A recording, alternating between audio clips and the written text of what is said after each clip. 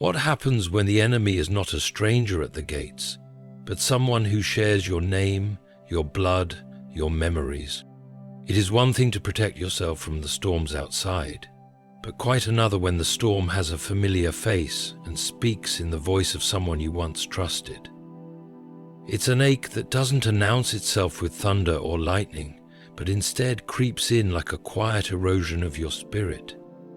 You feel it when your joy is dimmed the moment they enter the room, when your victories feel smaller in their presence, when your heart folds into silence because speaking would only invite mockery, criticism, or worse, indifference. You were taught to honor family, to love without conditions, to remain loyal, even when loyalty feels like a slow self-burial. But what if the very people you defend are the ones slowly undoing the threads of your confidence? What if their words are not just careless, but calculated? What if their presence doesn't lift you, but quietly poisons your peace? It is a sacred kind of grief, this realization. Not because of what was lost, but because of what never truly existed. You look back and wonder, was that love or control? Was that guidance or manipulation? Were they helping you or holding you back? And yet, even in your confusion, something strange begins to happen. Doors begin to shut, seemingly without reason. Their calls slow down, invitations dwindle. You feel a loneliness that stings at first, but over time, you notice something else. You can breathe. Your laughter returns, not the forced one you wore like a mask, but the kind that bubbles up from a soul finally untangled from fear.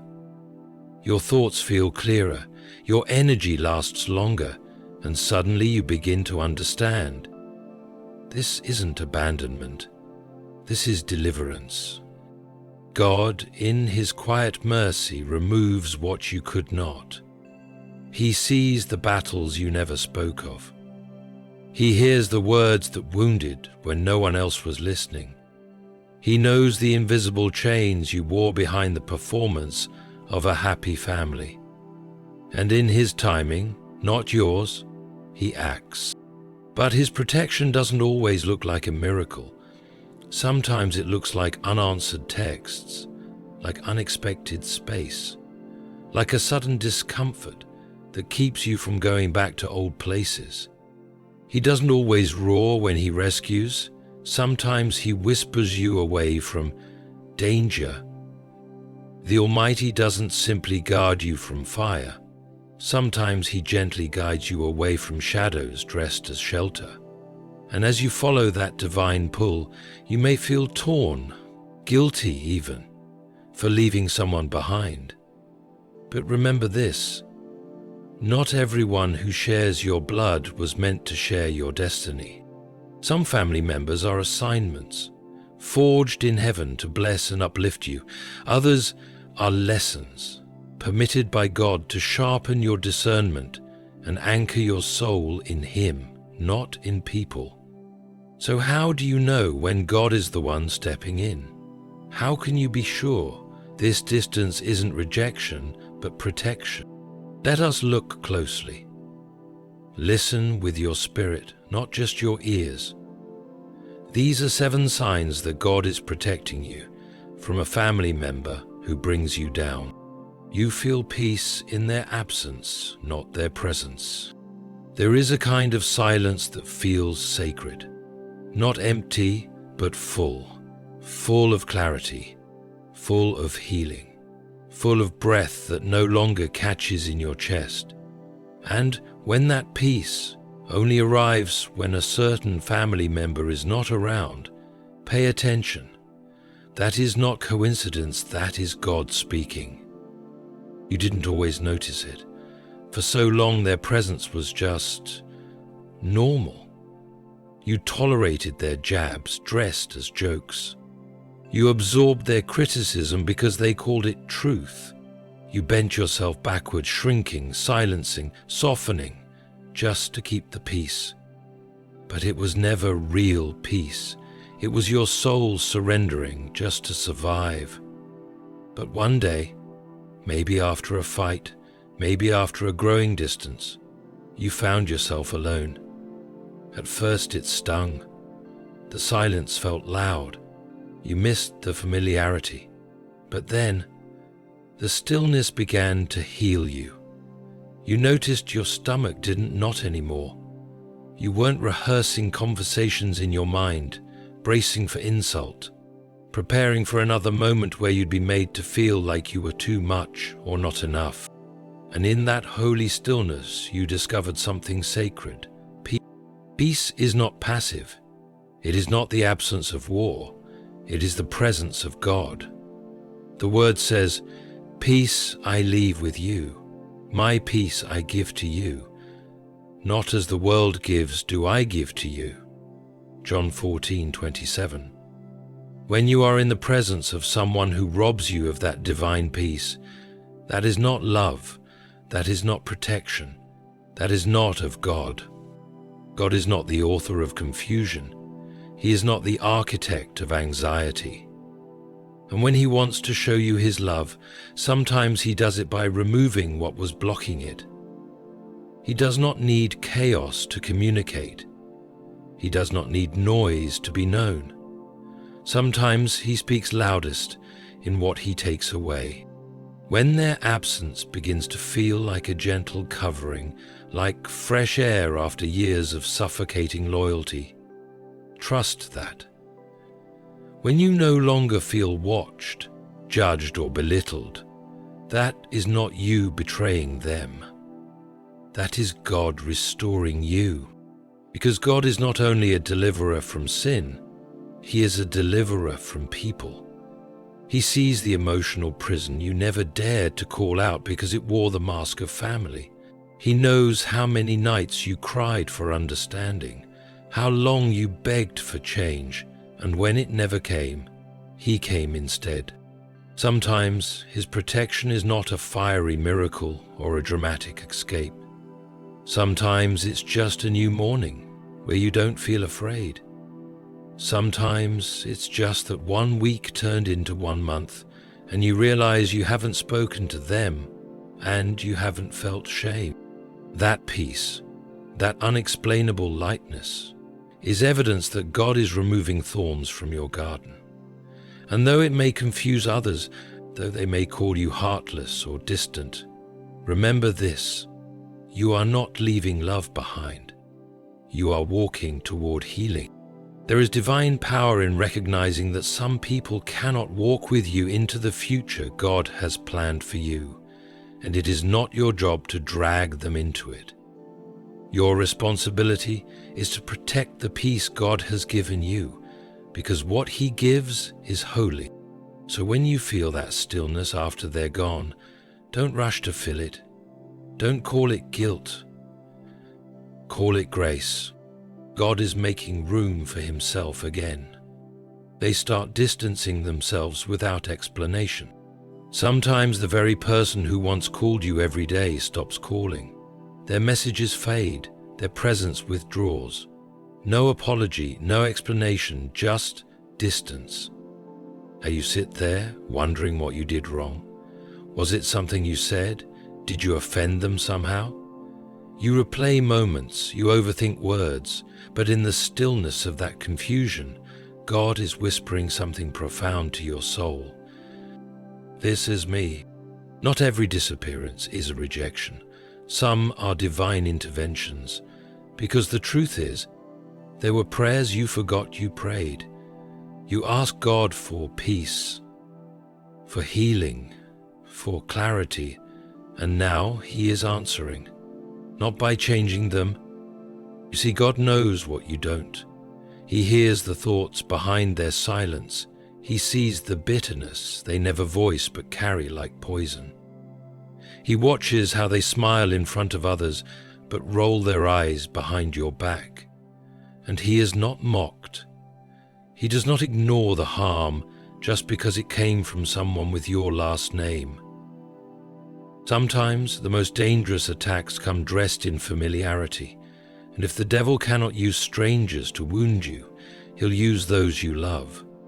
But God, your Father, your defender, steps in with a hand stronger than your guilt and with love deeper than your bloodline.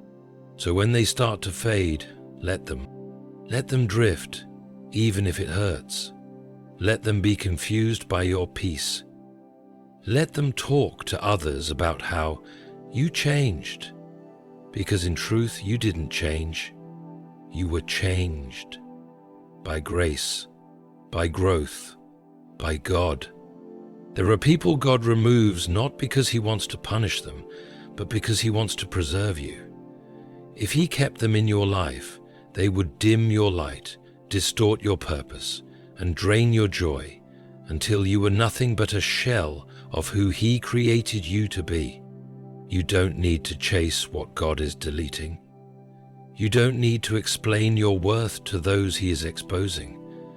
You only need to trust that when people walk away without a word, heaven is speaking louder than they ever did. Proverbs 4:23 says, "Above all else guard your heart, for everything you do flows from it." When someone keeps damaging your spirit, even in silence, God, who loves you more than anyone ever could, will step in and guard your heart Himself, even if it means removing those who share your blood. So when they distance themselves, breathe. You are not being abandoned, you are being covered.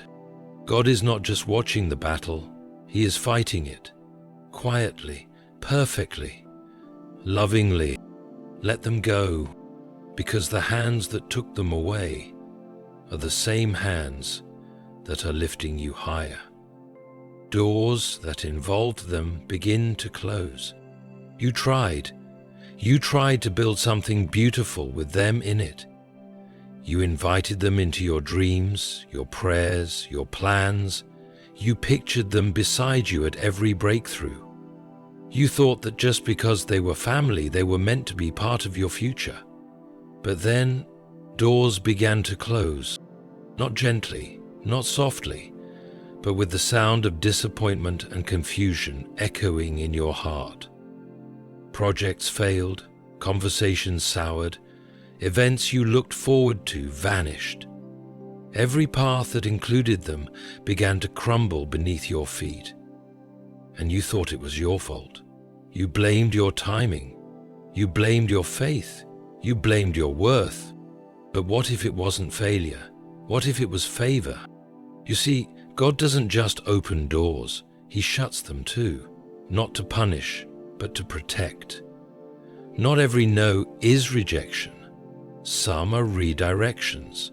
And when you keep trying to involve a family member who quietly weakens you, God will begin to frustrate the plans you make with them. Because He knows something you don't. He sees the hidden motives. He sees the envy they won't confess. He hears the sigh in their voice when you speak about something that brings you joy. He watches how they celebrate others more than they ever celebrated you. And while you're still praying for them to come along, God is drawing a boundary around your destiny. God is not obligated to bless what includes bondage. If He gave you peace and purpose and healing, He will not allow you to package that with someone who's only ever pulled you down, even if they're blood, even if you loved them. So the doors you thought were missed opportunities, they were divine shields. What you thought was a delay was actually deliverance. God wasn't keeping you from success. He was keeping you from sabotage. When something doesn't work, even though you did everything right, don't just ask what went wrong. Ask who was with me when it did. Ask who was silently doubting me. Ask who was praying for the door to open. Only if it didn't benefit me more than them.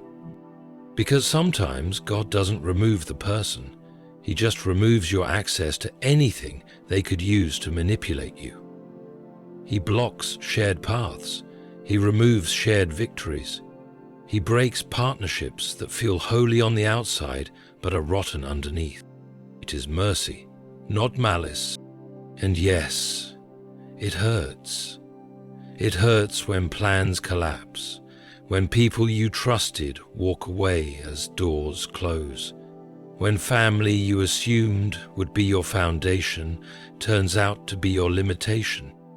But that pain, that loss, that confusion, it's all sacred, because God is making it unmistakable. This person cannot walk through the door you've been praying for. You are not cursed because the door closed. You are covered. Let the doors close. God's hand is on the handle. You begin to see their true nature clearly. You always made excuses for them. They don't mean it. That's just how they are. They've had a hard life. And every time they spoke words that cut deep, you told yourself it wasn't on purpose. Every time they belittled you in front of others, you convinced yourself it was love in disguise. But now, something inside you has changed. Your eyes are opening. The fog is lifting. And what once looked like love now reveals itself as control. God is the one removing the veil. He's not allowing you to stay blind to the harm anymore. He's showing you the patterns you once overlooked, the little digs in their voice, the way they only support you when it doesn't outshine them, the moments they twist your words, the silence when you needed them most. This isn't a change in them, this is clarity in you. And it's divine, because truth is a gift, even when it breaks your heart, even when it shatters the image you clung to, even when it forces you to admit that someone you love may not love you in return the way you deserve. God is not doing this to crush you. He is doing it to free you. The truth always sets you free. That's what the word promises. Then you will know the truth, and the truth will set you free. John 8:32. And sometimes that truth is this: they were never rooting for you. They were tolerating you. They were using you. They were envying you. They were undermining you while pretending to uplift. It doesn't mean you weren't worthy of love. It means they weren't ready to give it. There's a holy sorrow that comes with awakening, but also there's a quiet strength, a strength that comes from seeing things as they are. No more illusions, no more self-blame, no more watering down your discernment in the name of loyalty. God will reveal what He needs you to release, because He knows how long you've been hoping. He knows how deeply you've prayed, God, please just change them. And when they wouldn't change, He changed your vision instead. He showed you the moments where you dimmed your light so they wouldn't feel small. He showed you the lies you swallowed to keep peace. He showed you the cost of keeping them close, and how much of your identity you lost in the process. And now, you can't unsee it. Don't ignore this clarity. Don't suppress it because it's painful. This is God's mercy. He's giving you back your voice. He's showing you what was really happening behind the mask. He's showing you who they are, not to make you bitter, but to make you brave enough to walk away. When God reveals, it's because He's ready to redeem. And sometimes seeing their true nature is the first miracle of your deliverance. You're prompted to set boundaries you were once afraid to. There comes a moment when silence begins to feel like self-betrayal, when your soul aches, not from what someone else is doing to you, but from what you keep allowing. You try to smile through it. You try to stay kind, to stay soft. But there is a quiet voice rising inside you, stronger than before. It does not shout, it does not beg, it simply says, no more. That voice is not rebellion, It is not selfishness. It is not pride. It is God. You didn't always feel this strength. There was a time when you swallowed every insult with a forced laugh, when you allowed their words to pierce you but said nothing, when you gave them access to your heart, your home, your mind, because they were family, because you thought love meant letting them walk across every sacred place within you. But something shifted, not suddenly, but undeniably. You started to feel a holy resistance, not bitterness, but clarity, not rage, but conviction. And that conviction came with a quiet courage to say no, to pull back, to draw a line, not out of hatred, but out of healing.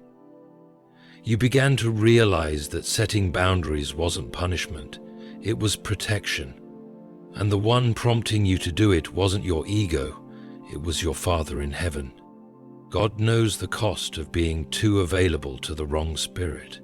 He knows what happens when you constantly pour into someone who only drains. And so, in His mercy, He doesn't just change situations. He begins to change you. He stirs your heart. He stirs your spine. He brings you to a place where your peace matters more than their comfort. And you begin to speak differently, move differently. You no longer flinch at the idea of saying, "I can't have this conversation anymore." You no longer feel guilty when you don't answer that call. You no longer run to fix things you didn't break. Because the Holy Spirit within you is making it known. You were never created to be their emotional punching bag. It's strange though, isn't it? How quickly they notice when you shift. The moment you set a boundary, suddenly you're the problem. You're changing. You're cold. But what they call cold is actually called healed. What they call pride is actually protection. What they call distance is actually divine obedience. God will give you the strength to disappoint people who were never meant to have control over you. And it will feel lonely sometimes. It will feel unnatural. You'll wonder if you're being too harsh, too guarded. But then you'll remember the tears, the exhaustion, the shame, the way you always left conversations with them feeling smaller, more confused, more unsure of your worth. And suddenly the boundaries feel like a blessing. You were never called to love people at the expense of yourself. That is not what Jesus meant by turning the other cheek. He never asked you to hand over your soul for slaughter in the name of keeping family ties intact. He said, above all else, guard your heart. Proverbs 4:23, guarding is not weakness, it is wisdom. Boundaries are not walls that keep love out. They are gates that keep honor in. And when God tells you to build them, He is not trying to isolate you. He is trying to elevate you. Because some people cannot go where He is taking you, not because they are evil, but because their presence would corrupt what He's trying to heal. This isn't about revenge. This isn't about punishment. This is about alignment. Your spirit is finally aligning with your worth, with your calling, with your Father's voice that says, "You are mine. You are loved. You deserve peace." And so, you begin to walk in that truth. You stop explaining yourself to those who never tried to understand you. You stop overextending just to be tolerated. You stop feeling guilty for loving yourself the way God intended you to be loved. Because the moment you honor yourself, heaven honors it too. Boundaries become holy ground. And the voice that once trembled to say no, now stands with quiet authority and says, "This is where I end and where God begins." You find unexpected support from others at just the right time. It's a strange kind of emptiness when someone you love deeply turns cold. A family member, once close as breath, now feels like a stranger wearing a familiar face. Their distance leaves a gap you never thought would need filling. The silence stings, the betrayal bruises, and as you stand there mourning a bond that should have been your sanctuary, you wonder how you'll carry the weight of it all. Then, without warning, someone speaks life into you. Not someone you expected, not someone who even knows the full depth of your pain. A friend, a mentor, a quiet voice on a screen, a stranger turned comforter. And they say exactly what you didn't even know you needed to hear. Their presence arrives not by planning, not by strategy, but by divine appointment. This is not coincidence. This is God's orchestration. He sees the cracks others pretend not to notice. He watches you sit in the spaces where their love should have been. He sees how you try to stay strong while holding the shards of a relationship that cut deeper every time you reach for it. And in His divine mercy, He sends replacements. Not to make you forget the wound, but to remind you that you are still seen, still valued, still worthy. That random call you weren't expecting.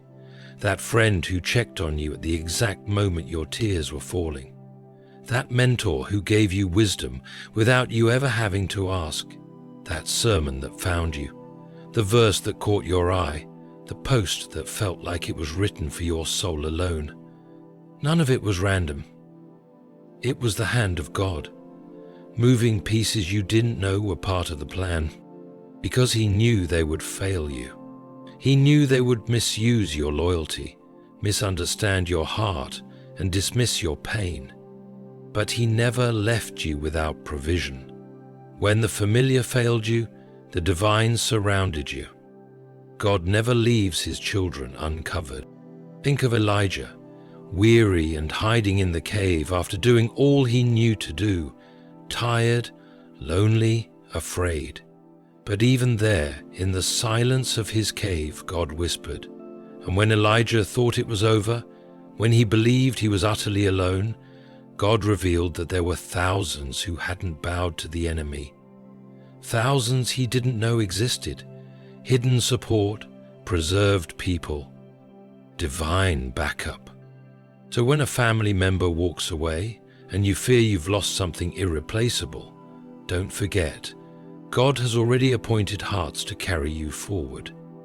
They may not look like you, they may not share your name, but they'll love you with a purity that feels like heaven itself. It's the woman who becomes a sister to your soul, the man who becomes a father figure when your own was absent, the friend who speaks to your potential like they were sent to resurrect it, the child who reminds you what unconditional love really looks like. These people are not distractions. They are assignments. Heaven-sent companions whose only task is to reflect back to you what your pain tried to erase. You are not alone, and you never were. Sometimes they come without much fanfare. You don't even realize what they are until later, until you look back and say, "That person saved me and didn't even know it." This is how God works. He lets someone leave and lets someone else arrive in the same breath. He replaces betrayal with compassion. He replaces neglect with attentiveness. He replaces manipulation with sincerity. And you learn, sometimes painfully, that just because someone is related to you, God fills in the gaps. And He fills them with exactly what your soul needs. It's no accident you met that encourager when your confidence was low. It's no accident that wisdom found you right before you made a mistake. It's no accident that love began to heal what family never nurtured. The timing is too precise, too holy, because what God takes, He replaces, and what He replaces, He anoints. Your tears were not unnoticed. Your loneliness didn't echo unheard. Heaven heard every prayer you couldn't speak, and instead of answers written in thunder, He gave you people, messengers, flesh and blood comforters, shoulders to cry on, voices that sound like rest. When you find these people, when you recognize the comfort and safety that comes from their presence, you'll feel it in your spirit, the way your heart doesn't brace itself, the way your words flow without fear, the way you are held, not handled. And you'll know deep in your soul that you didn't stumble into this comfort. It was sent by a Father who always has a ram in the bush, sent by a Savior who never leaves you desolate, sent by a God who promised, I will never leave you nor forsake you. So when you feel surrounded, just when you thought you'd be abandoned, recognize that it's not luck, it's not timing, it's not chance, it's divine intervention dressed in human skin. You feel spiritually stronger after letting go. There's a strength that doesn't come through effort but through release. You don't gain it by striving. You don't find it by holding on. It emerges only when your hands finally open, when your grip loosens, when the weight you've been carrying, emotionally, spiritually, silently, is placed at the feet of God, and you say, even with trembling lips, I'm done trying to fix what only you can heal. Letting go doesn't feel like power at first. It feels like defeat, like loss, like abandonment. Especially when the one you're letting go of shares your blood, when it's a family member you've tried to love into healing, when it's someone who should have protected you, uplifted you, celebrated you, but instead left you wounded, exhausted, and spiritually empty. You spent years hoping they'd change, praying they'd see your heart, begging God to restore something that broke you more than it built you. But then the shift happens, quietly, not with fanfare, not with a dramatic moment, but with small decisions that feel sacred. You stop over-explaining yourself. You stop rushing to their rescue. You stop trying to prove your worth to someone committed to misunderstanding you. And it's in that sacred pause, where your soul chooses peace over performance, that God begins to breathe new life into you. Your spirit, once bound by confusion and guilt, starts to rise. At first it's subtle. You notice your prayers feel lighter, your thoughts feel clearer. You're not spending all day trying to figure out what you did wrong or how to fix the broken pieces of the relationship. You wake up one morning and instead of dread or heaviness, there's stillness. And that stillness isn't empty, it's holy. This is the strength of letting go, not the kind that the world glorifies, the kind that flexes or dominates, but the kind that stands quietly and knows who it belongs to. The kind that says, even if they never understand me, I am still loved. Even if they walk away, I am still chosen. Even if they never say sorry, I am still whole. You see, holding on to what God is trying to remove will drain your spirit. It will distort your identity. It will make you question your value. But letting go allows space for God to restore what you didn't even realize was broken. He begins to rebuild your soul from the inside out. He gives you back your discernment, your confidence, your peace, your clarity. And these aren't just emotional shifts, they are spiritual recalibrations. Because God doesn't just heal wounds, He strengthens the soul that carried them. The moment you stopped giving them access to your peace returned. The moment you stopped justifying their behavior, your clarity sharpened. And the moment you let go of the idol of being accepted by them, you stepped back into alignment with your Father's voice. This strength, this spiritual awakening, comes when you realize you were never meant to carry their approval as your identity. You were meant to walk in the certainty of God's love. You were never meant to beg for closeness that made you feel further from yourself. You were never meant to silence your truth for the sake of keeping the family image intact. Letting go doesn't mean you stop loving. It means you stop abandoning yourself to be loved. God begins to reveal just how strong you are, not because of what you endured, but because of what you refuse to carry anymore. He shows you how much of your anointing was buried under shame, how much of your calling was being delayed by cycles of emotional manipulation, how much of your light was dimmed to keep others comfortable. You begin to speak with more conviction.